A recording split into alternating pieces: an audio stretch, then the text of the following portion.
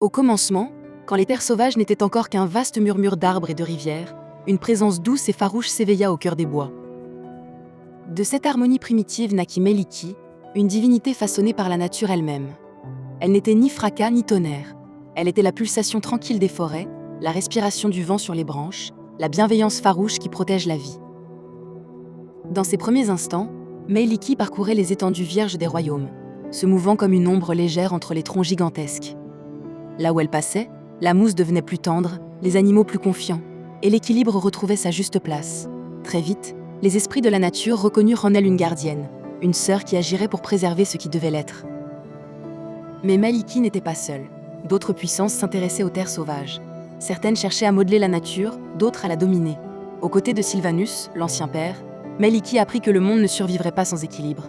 Sylvanus lui enseigna la patience du chêne et la force tranquille de la rivière. Et elle devint l'une de ses plus fidèles alliées, une protectrice intermédiaire entre les divinités supérieures et les créatures mortelles. C'est ainsi que Meliky trouva sa place. Pas comme une maîtresse tyrannique de la forêt, mais comme sa confidente, sa voix et parfois son bouclier. Au fil du temps, un lien particulier se tissa entre Meliky et les esprits animaux. Le cerf, le loup, l'ours, tout la reconnaissait comme leur guide. Elle comprit leurs pensées, ressentit leurs peurs et partagea leur sagesse. Sous sa protection, les druides commencèrent à écouter les forêts plutôt qu'à les craindre. Les rôdeurs, eux, apprirent à se déplacer comme des ombres, à respecter leurs proies et à défendre les terres qui les nourrissaient. Mais l'histoire de Meliky n'a pas été faite que de sérénité. Un jour vint où les forêts furent menacées par des forces qui ne cherchaient qu'à détruire. Des flammes insensées consumèrent les bois et des créatures corrompues s'enfoncèrent dans les clairières sacrées. Face à ces ravages, la douceur de Meliky céda la place à une colère calme mais implacable. Elle appela les bêtes, réveilla les racines, arma les chasseurs et la forêt entière se souleva. Ce fut la première grande défense des terres sauvages, et le monde comprit alors que la Dame de la Forêt n'était pas seulement une entité bienveillante. Elle était la férocité de la nature lorsqu'on la pousse à se défendre. Après cette période de tourment, Meliky reprit son rôle de guérisseuse.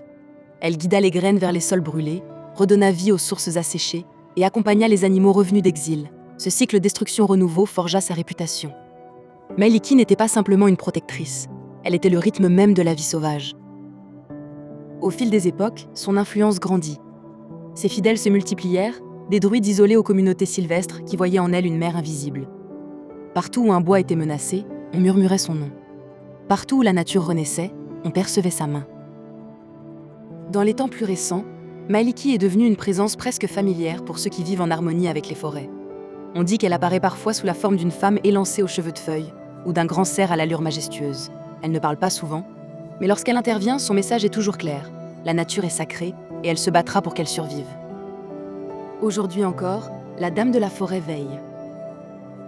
Invisible mais omniprésente, douce mais redoutable, elle incarne la vie sauvage dans tout ce qu'elle a de plus beau et de plus fragile.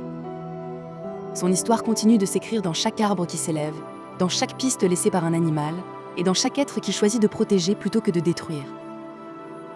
Et tant que les forêts existeront, le nom de Meliky résonnera dans leurs branches.